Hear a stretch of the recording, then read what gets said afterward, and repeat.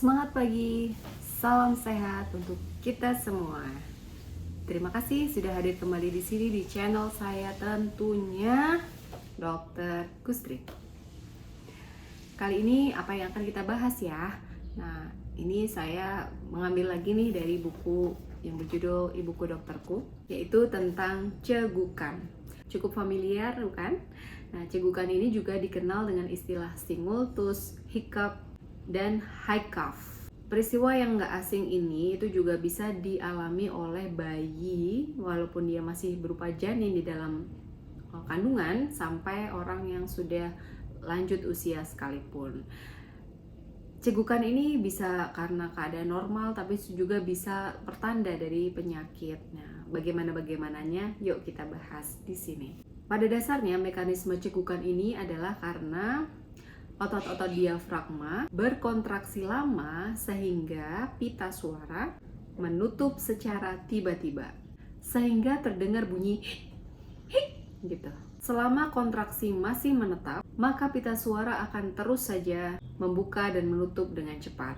Pada bayi, nggak anak balita, bahkan sampai dewasa muda juga, itu kalau ketawa berlebihan itu juga bisa menyebabkan cegukan. Kalau digambarkan dalam sebuah gambar seperti berikut ya, kalau pernafasan normal ya diafragma terangkat, turun biasa aja gitu.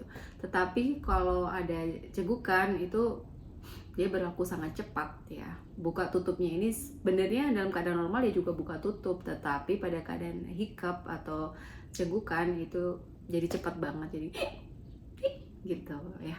Penyebabnya ada dua hal utama, yaitu fisiologis dan patologis. Fisiologis ini misalnya adalah kita terlalu banyak minuman bersoda sehingga banyak gas ya, di akumulasi gas dalam saluran pencernaan menyebabkan distensi pada perut, akhirnya dorongan pada diafragma dan rangsangan ke atas ya, terutama ke laring untuk pintunya di situ membuka tutup secara cepat. Begitu juga dengan pemberian makanan atau minuman yang terlalu panas atau terlalu dingin gitu. Jadi tubuhnya akan memberikan respon masing-masing ya. Salah satunya pada pita suara yang dia buka tutup secara cepat. Termasuk juga apabila kita konsumsi makanan pedas dan perutnya kembung ya, selain akhirnya distensi dan menyebabkan mekanisme cegukan itu tadi. Perubahan suhu secara mendadak juga bisa menyebabkan rangsangan dari cegukan. Begitu pula makan yang terlalu cepat, makan terlalu banyak, konsumsi alkohol, rokok, dan adanya emosi yang berlebihan yang timbulnya secara mendadak ya, seperti menangis dan juga tertawa terbahak-bahak. Tidak lupa rasa takut dan stres itu juga menyebabkan bisa juga menyebabkan cegukan ya pada mekanisme yang dibangkitkan oleh stresor. Kemudian apa penyebab patologis yang bisa menyebabkan cegukan ini ya?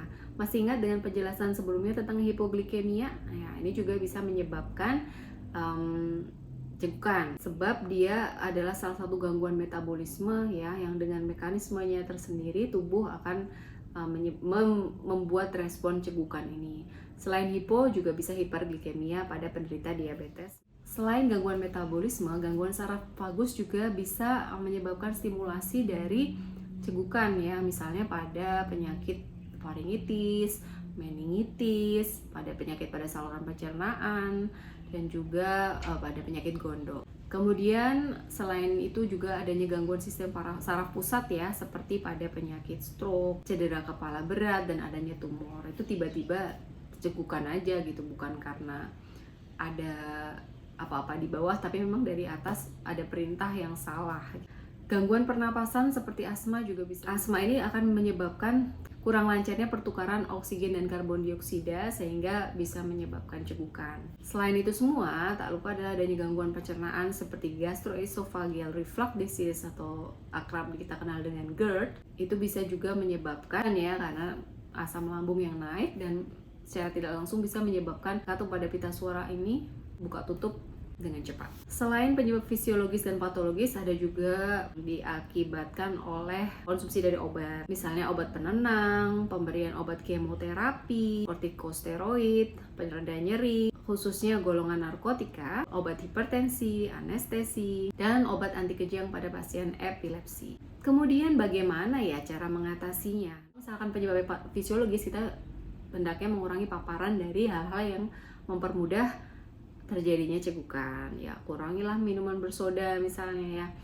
Kurangi makanan pedas apabila setiap makan makanan pedas akhirnya cegukan. Kita bisa melakukan hack ya dengan tubuh kita ya dengan cegukan ini, yaitu menarik napas dalam-dalam dari hidung, menahannya, kemudian melepaskannya. Tahan selama mungkin Anda bisa ya. Kalau sudah cukup menahan, maka hembuskan dari mulut. Seperti itu terus sampai kira-kira 5 kalian lah ya. Itu biasanya sudah mereda. Tapi kalau belum reda bagaimana? Ya berarti ada penyebab lain. Kita juga bisa memberikan kontra dari apa yang menyebabkan kita cegukan tadi. Apabila kita keminum nih sesuatu yang terlalu dingin, maka kita berikan sesuatu yang hangat untuk menetralisir. Pada bayi dan anak yang belum bisa diajak berkomunikasi, beri ASI atau minuman hangat dan balurkan minyak telon atau minyak kayu putih agar terasa nyaman ya pada dari dada, punggung juga perut ya. Semoga dapat membantu menenangkan dia dan menyamarkan. Oke, sekian yang bisa saya sampaikan. Terima kasih sudah mendengar sampai akhir. Terima kasih sudah menyimak. Terima kasih sudah subscribe. Terima kasih sudah selalu mendukung konten-konten yang saya buat. Dan pastinya untuk keberlangsungan channel ini ya. Jangan lupa juga tadi konten itu, materi dari kecegukan juga ada di buku ini. Saya akhiri, sampai jumpa di next konten. Bye bye.